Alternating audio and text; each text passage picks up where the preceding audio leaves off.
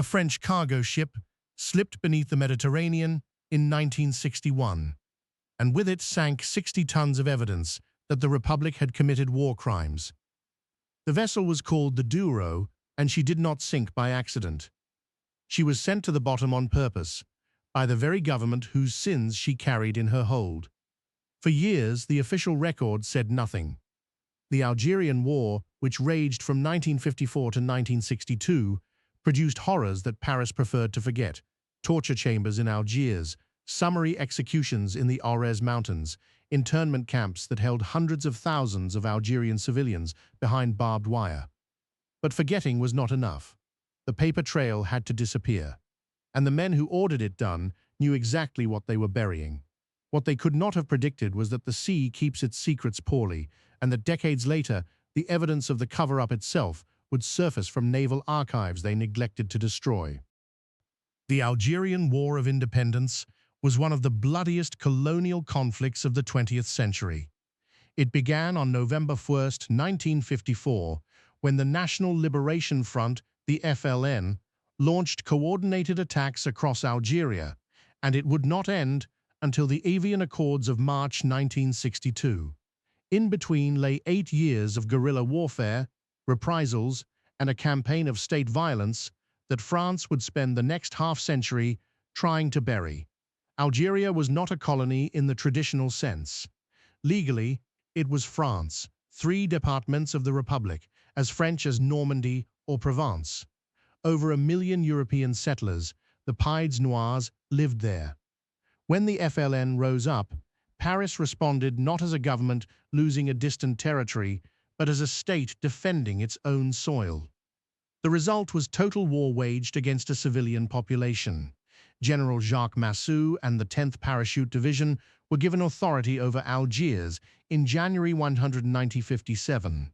What followed became known simply as the Battle of Algiers. Suspects were detained without charge. Torture, electric shock, waterboarding, beatings became standard interrogation practice. Henri Allig, a French journalist arrested by paratroopers, published La Question in 1958, describing his own torture in clinical detail. The book was immediately banned, but the torture was only part of it. Across the countryside, the French military established centres de regroupement, internment camps where rural Algerians were forcibly relocated to cut them off from FLN guerrillas. By 1960, over 2 million people had been moved into these facilities. Conditions were catastrophic. Disease, starvation, and exposure killed thousands. A report by Michel Rocard, then a young civil servant, described the camps as producing famine on a staggering scale. His report was suppressed. All of this generated paper, orders, field reports, interrogation logs, death certificates, camp registries. The bureaucracy of repression was meticulous. By 1961, the writing was on the wall. Charles de Gaulle had come to power in 1958, partly on the strength of the army's support, but he had already begun negotiating with the FLN. Independence was coming, and with it came a terrifying question for the French military and political establishment. What happens to the records? The documentation was enormous. Military units across Algeria had generated mountains of classified material: operational orders authorizing collective punishment, intelligence files detailing interrogation methods, reports from the internment camps, correspondence between field commanders and Paris. If Algeria became independent, these archives could fall into the hands of the new Algerian government. They could be used in international courts. They could be published. They could prove what France still officially denied. The destruction began well before the Douro. Throughout 1961 and into 1962, French military units burned documents at bases across Algeria. Bonfires consumed filing cabinets worth of records. But burning takes time, and some archives were too voluminous, too centralized, too difficult to destroy on site. Those were loaded onto ships. The Douro was one of them, but what no one outside a small circle of military officials knew, what would not surface for decades, was just how deliberate and coordinated the destruction had been.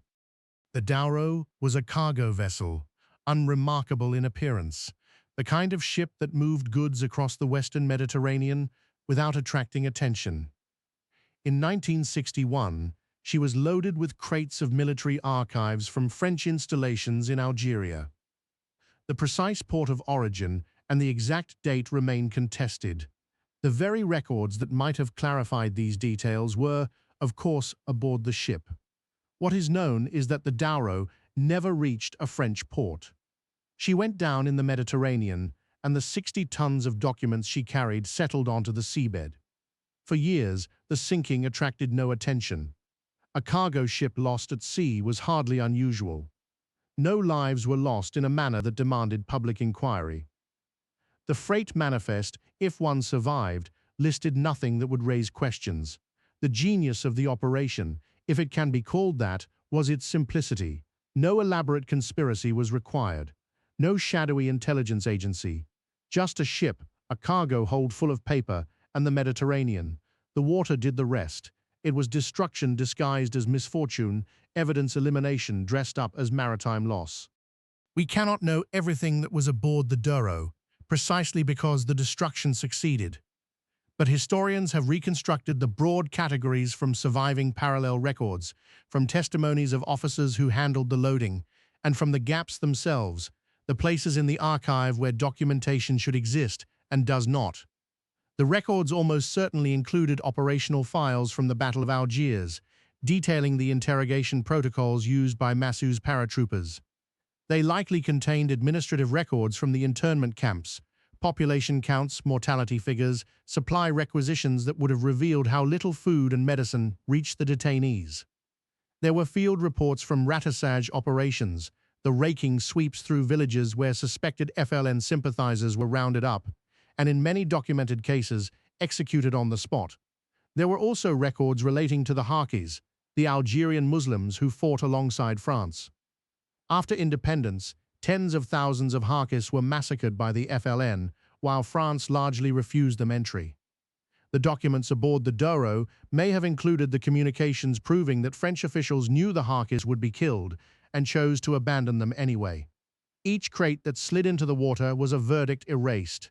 Each waterlogged page was a name that would never be read in court. After the war ended in 1962, France entered what historians have called a period of collective amnesia regarding Algeria. De Gaulle's government passed amnesty laws in 1962 and 1968 that effectively shielded both French soldiers and OAS militants from prosecution. The war was not discussed in schools. Veterans rarely spoke of it. The Pieds Noirs nursed their grievances in private. Algerian immigrants in France carried their memories in silence. The archives that survived, and many did, despite the burnings and the sinkings, were classified under rules that locked them away for decades. The standard classification period for military records in France was 60 years, later reduced to 50 under pressure. Even then, access was granted selectively, with entire categories of documents remaining closed to researchers well into the 21st century. The Douro itself faded from institutional memory. It was not mentioned in official histories. It did not appear in parliamentary inquiries. For the families of those who had been tortured, executed, or starved in the camps, the ship's cargo represented proof that would never arrive. And then the naval logs surfaced. The confirmation came not from the Army's records, which had been carefully pruned, but from the French Navy's operational logs, a separate bureaucracy, a separate archive, and one that the planners of the Douro operation apparently neglected to purge.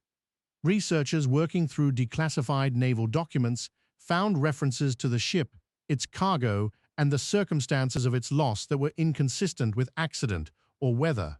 The details were damning. The logs indicated coordination between military authorities in Algeria and naval command. The timing aligned precisely with the broader campaign of document destruction that preceded the handover. The Douro had not been lost. She had been scuttled. Historians like Benjamin Storer, the foremost French scholar of the Algerian War, had long argued that the archival record was deliberately incomplete. The naval logs provided the proof. Raphael Branche, whose work on torture during the war drew on years of painstaking archival research, noted that the gaps in the record were themselves a form of evidence, shaped holes where documents had been removed with surgical precision.